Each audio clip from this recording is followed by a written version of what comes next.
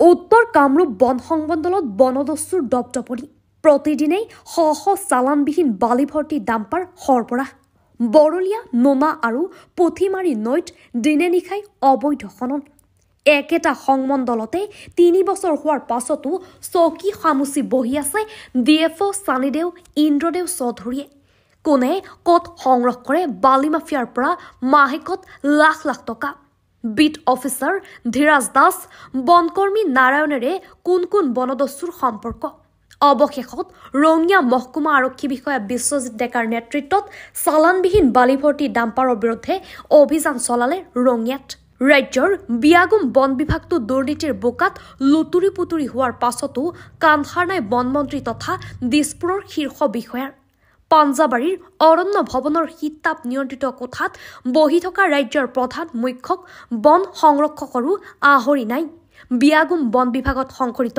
দুৰ্নীতিৰ তদন্ত কৰিবলৈ সংবাদ মাধ্যমৰ জমিন তদন্তত পোহৰলৈ আহিছে উত্তৰ কামৰূপ বন সংমণ্ডলত সংঘটিত ভয়ংকৰ তথ্য এই সংমণ্ডলটোত কাম কৰা একাংশ ঘোষখোৰ বন বিষয়া আৰু বনদস্যুৰ মাজত গোপন সম্পৰ্কৰ বাবে চৰকাৰে হেৰুৱাব লগা হৈছে লাখ লাখ টকাৰ ৰাজহ বন বিভাগৰ অনুমতি অবিহনে একাংশ বালি মাফিয়াই উত্তৰ কামৰূপ বন সংমণ্ডলৰ প্ৰাধিকাৰীৰ কাৰ্যালয়ৰ সন্মুখেৰে দিনে নিশাই পাৰ কৰিছে বালিভৰ্তি চালানবিহীন ডাম্পাৰ ইফালে বন বিভাগৰ অনুমতি অবিহনে একাংশ বালি মাফিয়াই দিনে নিশাই বৰলীয়া নোনা আৰু পুথিমাৰী নৈত অবৈধভাৱে বালি খনন কৰি ভয়ংকৰ সিন্ডিকেট চলোৱাৰ গুৰুতৰ অভিযোগ উত্থাপন হৈছে ৰাইজ আচুৰ প্ৰতিবাদ আৰু অভিযোগক আওকাণ কৰি প্ৰকৃতি ধ্বংসযজ্ঞৰ পুৰোহিতৰ ভূমিকা পালন কৰা বনদস্যু আৰু বন বিষয়াৰ বিৰুদ্ধে ৰহস্যজনকভাৱে মৌন উত্তৰ কামৰূপ বন সংমণ্ডল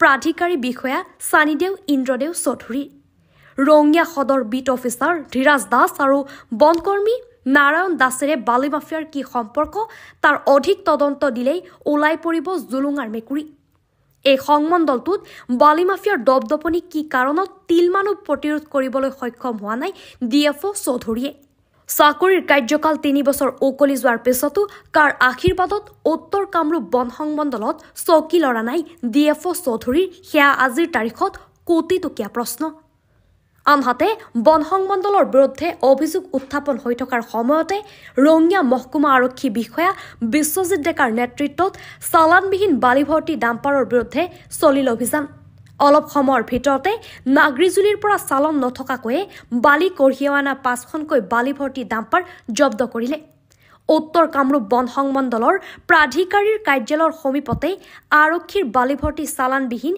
AS25FC 5025 AS28C 9172 AS15AC 2814 AS25EC 9504 AS26C 7707 নম্বৰৰ ডাম্পাৰ কেইখন জব্দ কৰে পিছত আটাইকেইখন বালিভৰ্তি ডাম্পাৰ বন বিভাগক সমজাই দিয়ে উত্তৰ কামৰূপ বন সংমণ্ডল বিষয়াৰ এটা বৃহৎ কাৰ্যালয় ৰঙিয়াত থকাৰ পিছতো ৰঙিয়াত যি অবৈধভাৱে বালি খনন কাৰ্য চলি আছে লগতে যি নাগৰিজুলিৰ পৰা বালি আহে ডাম্পাৰৰ সৈতে যি বালি আহে সেই বালিসমূহ চালানবিহীনভাৱে ৰঙিয়াৰ সোঁমাজেৰে পাৰ হৈ গৈ আছে তাৰ পিছতো এই বিয়াগুম বিভাগটোৰ বিট অফিচাৰ আৰু ডিএফঅ'য়ে এক চকুমুদা কুলিৰ ভাও ধৰা আমাৰ দেখিবলৈ পৰিলক্ষিত হৈছে আজি আমি সংবাদ মাধ্যমৰ জৰিয়তে জানিব পাৰিছোঁ SDPOয়ে ৫খনকৈ বালি গাড়ী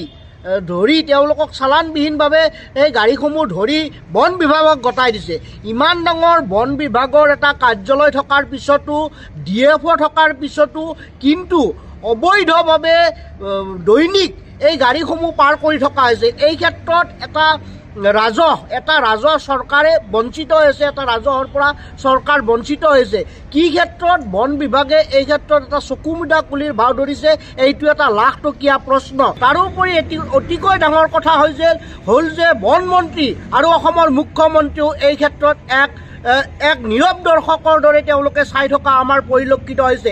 এই ক্ষেত্ৰত আমি চৰকাৰ তথা প্ৰশাসনক পুনৰবাৰ ক'ব বিচাৰিছোঁ, যি অবৈধভাৱে বালি খনন হৈছে, যি অবৈধভাৱে ডাম্পাৰৰ জৰিয়তে বালিসমূহ ৰঙিয়াৰ সোঁমাজেৰে পাৰ কৰি থকা হৈছে, এই ক্ষেত্ৰত চৰকাৰে বিহিত ব্যৱস্থা ল'ব লাগে আৰু এই ৰঙিয়াত থকা উত্তৰ কামৰূপ বন সংমণ্ডল বিষয়া গৰাকীৰ ওপৰত এক তদন্ত ঘোষণা কৰিব লাগে। কি কাৰণে সেই বন বিভাগৰ কাৰ্যালয়ৰ সন্মুখেৰে দৈনিক ট্ৰাকসমূহ পাৰ হৈ আছে কোনো চালানবিহীনভাৱে, এই ক্ষেত্ৰত চৰকাৰে এক দৃঢ় পদক্ষেপ ল'ব বুলি আমি আজি সংবাদ মাধ্যমৰ জৰিয়তে চৰকাৰলৈ দাবী জনালোঁ। চৰকাৰী নিয়ম মতে এগৰাকী DFOই হওক বা বিভিন্ন বিষয়াক 3 বছৰ অতিক্ৰম কৰাৰ পিছত সেই বিষয়াগৰাকীক অন্য স্থানলৈ বদলি কৰাৰ এক প্ৰক্ৰিয়া আছে।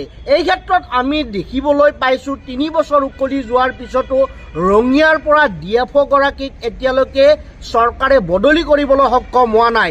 যিগৰাকী DFO ৰঙিয়াত শাসন কৰি থকাৰ পিছতো, উত্তৰ কামৰূপ বন সংমণ্ডল বিষয়াৰ কাৰ্যালয়ত শাসন কৰি থকাৰ পিছতো ৰঙিয়াত অবৈধভাৱে যি বালি খননৰ পৰা আদি কৰি যি বন বিভাগৰ যিবিলাক অবৈধ কাৰ্য চলি আছে, এই ক্ষেত্ৰত কিন্তু DFO গৰাকীয়ে নীৰৱ দৰ্শকৰ ভূমিকা লৈ আছে আৰু এই ক্ষেত্ৰত তেখেতে কাৰ লগত বুজা পৰা কৰি এনেকৈ ৰঙিয়াৰ বিভিন্ন অঞ্চলত বালি খননৰ পৰা আদি কৰি ৰঙিয়াৰ সোঁমাজেৰে পাৰ হৈ যোৱা বন বিভাগৰ বিভিন্ন বস্তু তেখেতে ধৰিবলৈ সক্ষম নোহোৱাটো অতিকৈ দুৰ্ভাগ্যজনক আৰু অতিকৈ চিন্তনীয় বিষয়।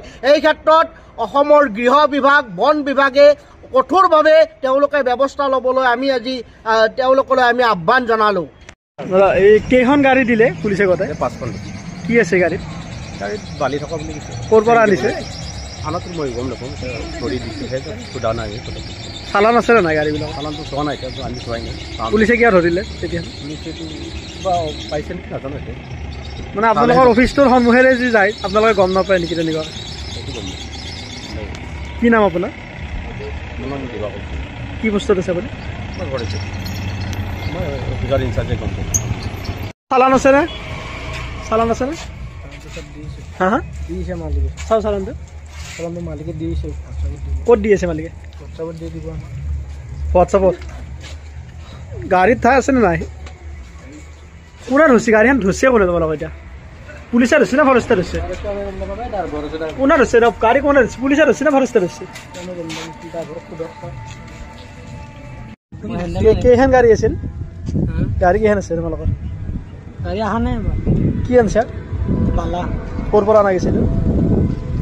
মই জাগা চিনি নাপাওঁ, মই হেল্পাৰহে। হেৰি চালান আছে নাই? গম নাপাওঁ মই হেল্পাৰহে, ড্ৰাইভাৰে গম পাওঁ। কি হয়? কেইখন আছে গাড়ী? কি অনা গৈছে? ক'ৰ পৰা আনিছে?